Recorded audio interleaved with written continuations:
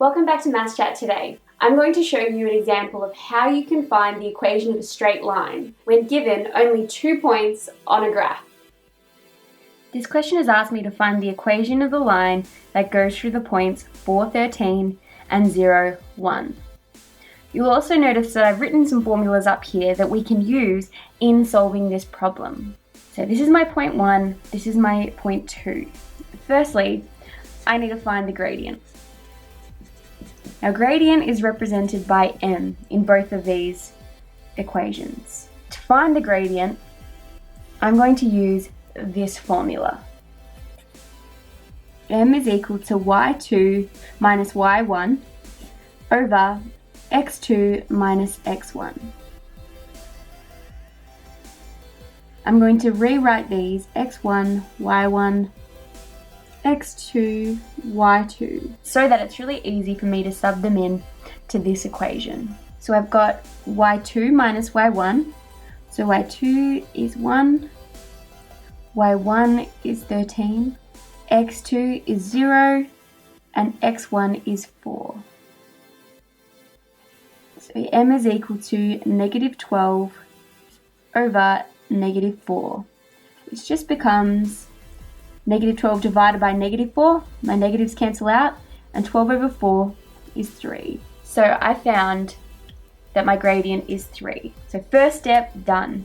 Now time for the second step.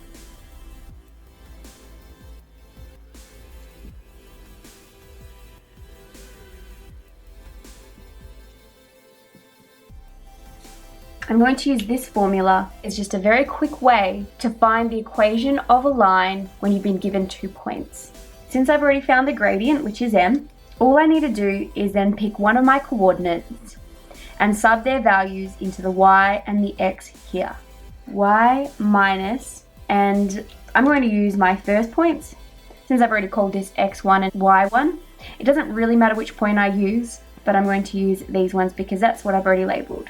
So 13, y minus 13 is equal to 3x minus 4. And as you can see, I've grabbed the 4 from my coordinate as well. Y minus 13 is equal to 3x minus 12.